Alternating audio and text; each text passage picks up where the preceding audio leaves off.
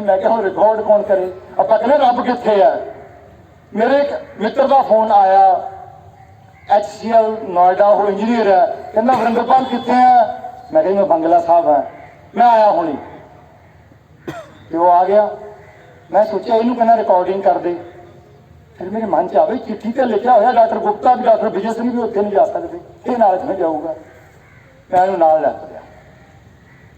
उत्थे जाके असीं सारे FAI की टीम नूं मिले, कहते लंच करो। असीं लंच किया तो मैनू पुछदे आ बंदा कौन है। मैं दस दिता जी ये बंदा ये है, नाल जाण की आग्या नहीं। मैं कहा ठीक है जी। असीं अंदर जाण लगे, मेरे मन में आया मैं ना एक बार पुछ लवां, इंजीनियर आ मुंडा, इनू किसी अंदरों मोड़दा जी बेइज्जती होगी। फिर मेरे मन में आया जिवें मैनू इंज महसूस होया मेरे सज्जे पासे बाबा दीप सिंह सीस तरीके लैके खड़े होण, खब्बे पासे नवाब कपूर सिंह मुस्कुरा के कह रहे होण ओ देख अकाल दीआं ताकतां नूं। मैं मन बनाया सी कि FAI को मंजूरी लै लवां कि इहनूं अंदर लैके जाना। मैं सोचिया FAI नूं दिखना कि नहीं दिखना है, तू चुप कर। वो मेरे मगर मगर आके तुर गया, बिल्कुल मूहरे आके बह गया। किसी ने माई के लाल ने पूछा तू कौन है कितों है। उस इंजीनियर ने मेरी वो रिकॉर्ड कर लिया, दुनिया नूं देखिया। जदों वो बिल्कुल मूहरे जाके बैठ गया, पहला मेरे मन च दूजी तीजी जरूर आउंदी सी रब है कि नहीं, अगे की होना। जदों उत्थे बैठा सी ते मैनूं इंज लगदा सी कि हुण रब प्रतੱਖ हो के इस हॉल दे विच बैठा है। ते वो जो कुछ वरतिया उस तो बाद मेरी मनोअवस्था किवें बदली कि मैं उन्होंने शब्दों च लैके नहीं आ सकता। मैं सिर्फ आखिरी गल अपने साथियों को कहनी है कि रब तो उपर कुछ नहीं है। सब में जोत जोत है सोए, सारिया में ही रब है। उपर उठो हिंदू मुसलमान सिख ईसाई तो, उठो पंजाब हरियाणे हिमाचल तो, आप रल के कोई हिम्मत तो मारीए ना। आप इतने यूनियन बनाने अफसर उत्थे बैठे ने, और यार हद हो गई साडी। असीं इहो जिहा ढांचा क्यों नहीं खड़ा कर देंगे कि सानू यूनियन की लोड़ ही ना पवे, सरकारी यूनियन की होवे। असीं एवें कितनी एनर्जी वेस्ट कर रहे हैं। पर यह दिन दूर नहीं, ये बहुत नेड़े है। पर मैं एको गल कहांगा, मना च निमरता रखियो, राह पद्धरा हो गया।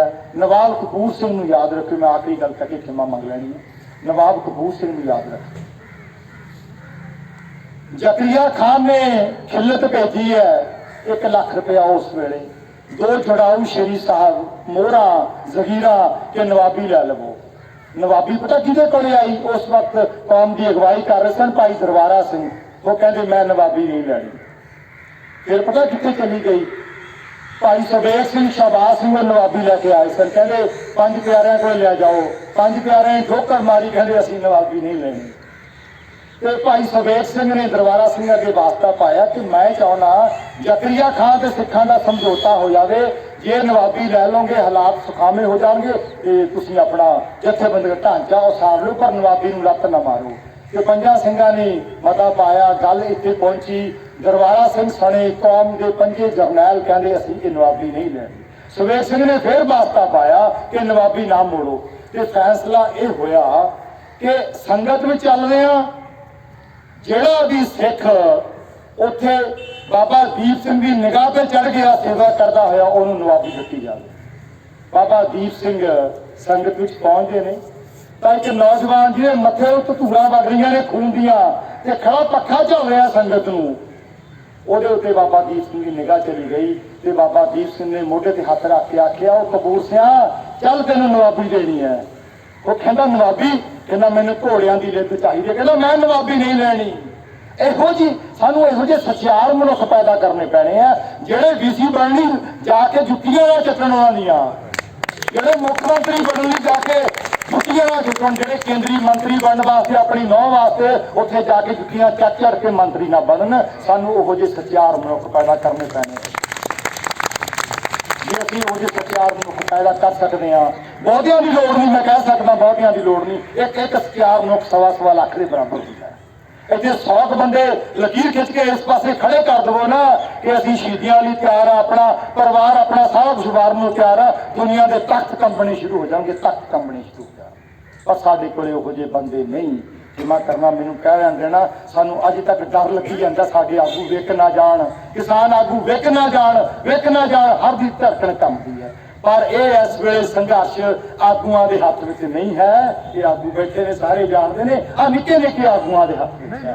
एक किसान एक बशिंदे के हाथ में है आगुआं के बस की खेड नहीं। मैं एको बेनती करूंगा, मैं किसी जज्बात विचों नहीं बोल रहा, मैं होश विचों बोल रहा, अपने दिल दिमाग को केंद्रित करके बोल रहा। तो मेरी कोई बेनती आखिरी कि आप एकजुट होइए, काम करिए यार। 9 तो 5 नहीं, 9 तो 9 काम करिए पंजाब खेतीबाड़ी यूनिवर्सिटी लिए। सारे मुलाजम विज्ञानी भी करन, कर्मचारी भी करन, यूनियन वाले सब तो वध काम करन, काम करके दिखाइए। काम करके ही गल बननी है। ये जकारे मार के या भाषण करके रैलियां करके नहीं, अंत नूं गल टेबल ते बैठ के मुकदी है, काम करके मुकदी है। वध तो वध काम करिए, साडे विचों वध काम करन वाले बंदियां नूं अगवाई दईए, जिहड़े ईमानदार ते सच्चार मनुख होण। आउण वाले समय भावें साडा प्रबंधकी ढांचा होवे, भावें साडा सरकारी ढांचा होवे, भावें साडे वड्डे वड्डे होर अहुदे होण, उहो जिहा काफला खड़ा करो। अपने बच्चियां अंदर सच्चार गुणां की प्रफुल्लता करो कि साडे सारे अहुदेदार, साडे सारे प्रबंधक सच्चार मनुख होण ते साडे देश का सरमाया ये यूनियनां इदां ना बैठियां रहन, किसान जथेबंदियां इदां ना बैठियां रहन। मैं अज भी इस जो तुहाडी रैली हो रही है इहदे विच मैं प्रबंधकां नूं बेनती करनी चाहूँगा कि पंजाब खेतीबाड़ी यूनिवर्सिटी अगे लगे।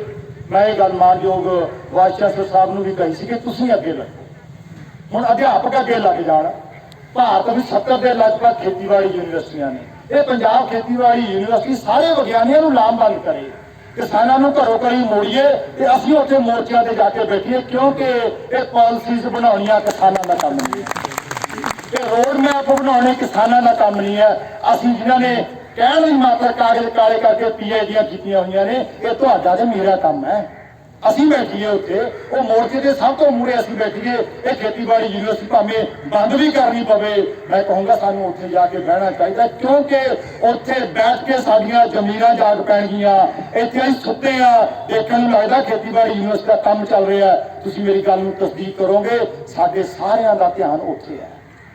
असीं बैठे जरूर है इत्थे, जे ध्यान ही उत्थे है, क्यों नहीं इहनूं बंद करके खेतीबाड़ी यूनिवर्सिटी नूं उत्थे जा बैठिए सारे जणे ते इकट्ठे किसान दे नाल मुड़िए, किसान नूं मोड़ दिए, वो अपनियां आके पैड़ियां बन्ने सांभे ते असीं उत्थे बैठ के गल करिए, क्योंकि किसान दा काम नहीं, ये तुहाडा काम है। तुहाडे काम नूं किसान कर रहा है, सानूं शर्म आउणी चाहीदी है। असीं आप जागीए, जिहड़ा काम साडे करन वाला असीं करिए, किसान दे करन वाले काम किसानां नूं दईए। मैं आस करूँगा कि प्रबंधकां तो, क्योंकि मैं प्रबंधकी ढांचे का हिस्सा नहीं, ना ही मैं बार बार इस मंच से कभी आना, ना मेरी कोई इच्छा सी।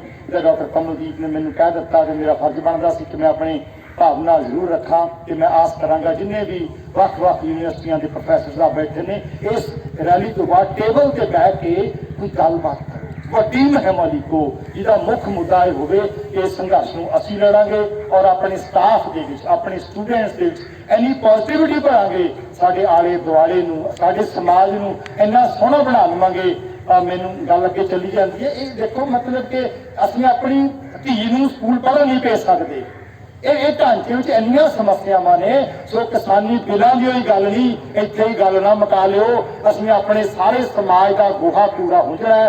जे हुण जाग ही पए आ, 3 बिल तां मोदी नूं वापस लैणे ही पैणे आ, उहदे बिना उहदे अंदरों जान नहीं छुटणी उहदी, पर उह तों बाਅद बड़ा वड्डा काम करन वाला है। सो जागदियां ज़मीरां वालिओ लामबंदी करो कि अपने समाज नूं इन्ना सुखामा बनाओ कि सानूं सारिआं नूं सुख दा साह आए। हर नागरिक साडा जिहड़ा है ਉਹ ਸੁੱਖ ਦਾ ਸਾਹ ਲੈ ਸਕੇ। ਭੁੱਲਾਂ ਦੀ ਖਿਮਾ ਬੁਲਾਓ ਫਤਿਹ। ਵਾਹਿਗੁਰੂ ਜੀ ਕਾ ਖਾਲਸਾ, ਵਾਹਿਗੁਰੂ ਜੀ ਕੀ ਫਤਿਹ।